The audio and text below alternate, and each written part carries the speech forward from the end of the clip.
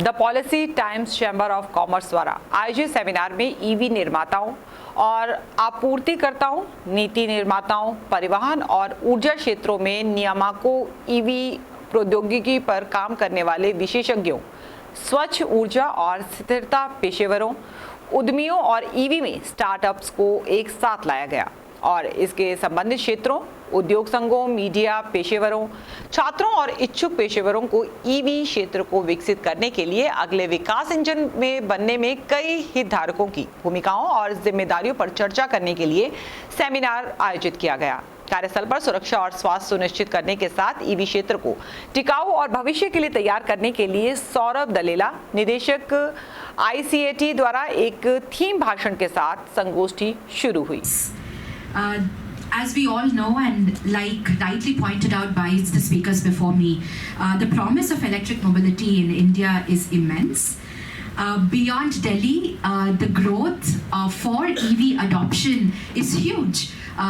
Regardless of the size and characteristics of cities, the willingness to adopt EVs by denizens across the country is huge. Recently, in OMI Foundation was able to release its flagship study called Ease of Moving Index, India Report 2022. The Ease of Moving Index is an evidence-based framework developed by us at OMI Foundation to measure and benchmark mobility in cities. Through the index, our organization endeavors to create mobility baselines for cities. उन्होंने सांख्यिकी तथ्यों को साझा किया।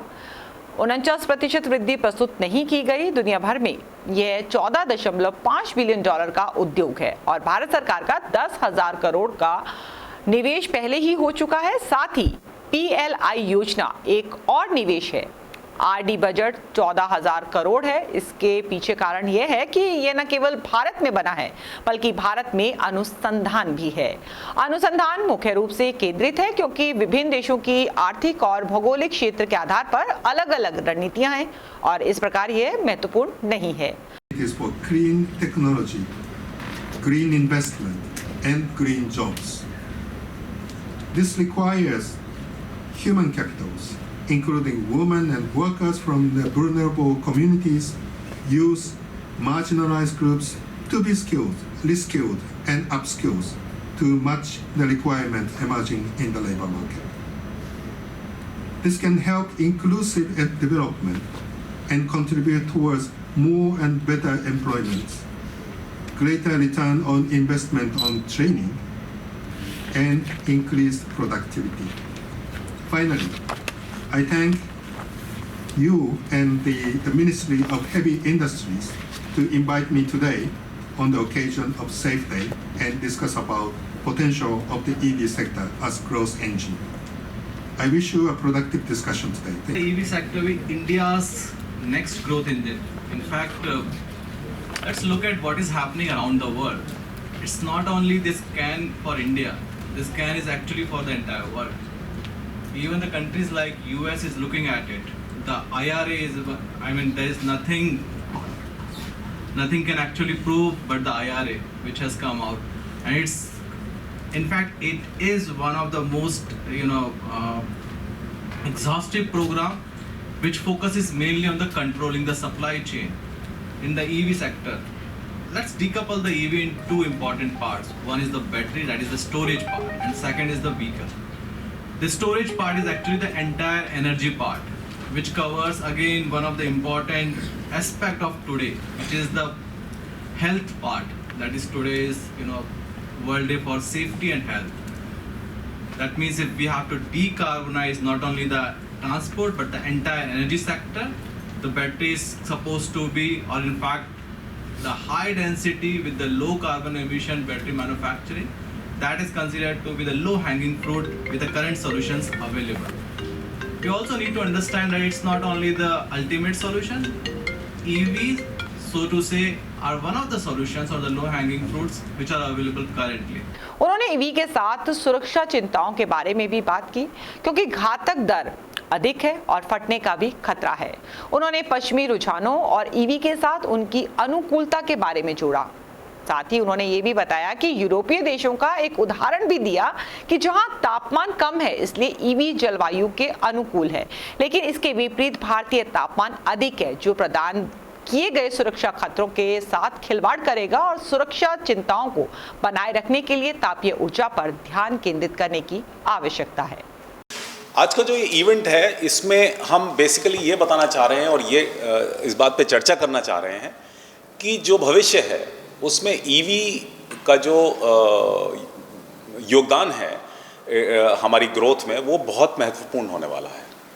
ये एक ऐसा मौका है जिसे हम में से किसी को भी छोड़ना नहीं चाहिए, क्योंकि इसमें इतनी अपॉर्चुनिटीज़ हैं, इतना इसमें इंडस्ट्रियलाइजेशन होने वाला है, इतनी एम्प्लॉयमेंट आने वाली है, इतने नए नए स्टैंडर्ड्स आने वाले हैं और इतने नई नई इनिशिएटिव्स आने वाले हैं कि मैं यही कह रहा था कि जितने इंजीनियर लोग हैं उनके लिए ये एक ट्रांसफॉर्मेशनल इंडिया रहेगा और ये बहुत चीज़ें हम लोग सीखेंगे, इसमें बहुत सारी चीज़ों में योगदान रहेगा हम लोगों का।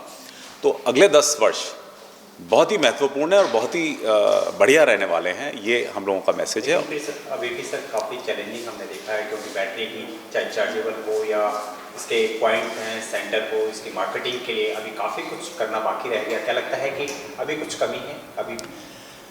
देखिए, कोई भी टेक्नोलॉजी जब शुरू होती है तो उसमें कहीं ना कहीं बहुत सारे चैलेंजेस आते हैं। आप याद करें सन 2001 में या 2000 में जब सीएनजी दिल्ली में आया था तो हमें बहुत सारी अड़चनें दिखाई दी थी। हमें लगा सीएनजी स्टेशंस कम हैं, हमें लगा कि सीएनजी सेफ़ नहीं है और कुछ दुर्घटनाएं भी उन दिनों हुई जिसमें सिलेंडर फट गया या लीकेज हो गई या आग लग गई। लेकिन आज के तारीख जब 20 साल हो गए हम लोग इस विषय में बात भी नहीं कर रहे हैं, क्योंकि सब कुछ मैच्योर हो गया है।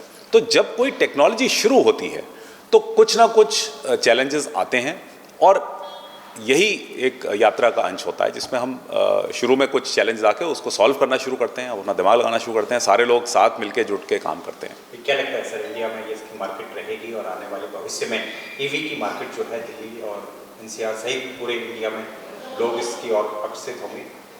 देखिए, प्रधानमंत्री के नेतृत्व में हमने जो घोषणाएं की हैं COP26 में, अब किसी भी भारतीय को इसमें पीछे नहीं जाना है।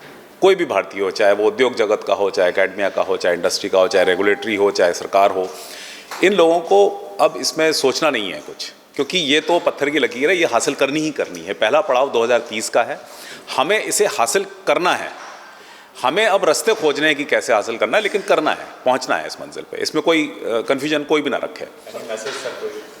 मैसेज बस यही है कि इसमें थोड़ा सा हम लोगों को ये समझना पड़ेगा कि compared to IC engine, electric में थोड़े से रेगुलेशंस ज़्यादा रहेंगे, क्योंकि इलेक्ट्रिक इंजन जब फेल होता है या इलेक्ट्रिक मोटर जब फेल होती है या इलेक्ट्रिक सिस्टम जब फेल होता है तो उसमें ज़्यादा करके थर्मल केसेस बन सकते हैं, आग के केसेस बन सकते हैं। और आग का केस एक बार बन जाता है तो एनालाइज करना बड़ा मुश्किल होता है कि आग कहाँ से लगी, क्या हुआ, कौन सी चीज़ शॉर्ट सर्किट हुई थी, क्या पावर इलेक्ट्रॉनिक्स में आग लगी, क्या बैटरी में आग लगी, क्या मोटर में आग लगी, कुछ समझ में नहीं आता क्योंकि सब जल चुका है।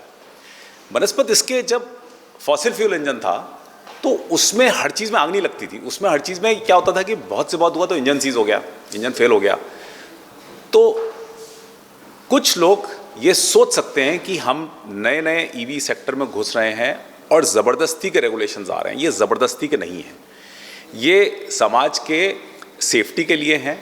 और जैसे जैसे हम लोग इस यात्रा में चीज़ों को सीखेंगे, ऐसा हो सकता है कि इसमें रेगुलेशन और रेगुलेटरी अफेयर्स थोड़े से ज़्यादा होंगे। तो कोई ये ना समझे कि ये कुछ ज़्यादा किया जा रहा है या फिर नए स्टार्टअप्स आ रहे हैं उनको डिस्करेज करने का कोई मुहिम शुरू हो गई है, ऐसा बिल्कुल नहीं है। हम लोगों को इन सब चीज़ों को बहुत तरीके से समझना पड़ेगा, क्योंकि मैं आज जब कुछ लोगों से बात कर रहा था तो इस तरह का कुछ लोगों के मन में ये था कि ये रेगुलेशंस कुछ ज़रूरत से ज़्यादा आ रहे हैं, क्योंकि अभी एक बैटरी का 156 AIS 156 रेगुलेशन आया है जो कि बहुत महत्वपूर्ण है और ये एक्सपीरियंस के बाद आया है। हमने बहुत सारी चीज़ें सीखी हैं इसमें और सीखने के बाद हमने उसको इम्प्लीमेंट किया है। सो ये एक जर्नी डिफरेंट रहेगी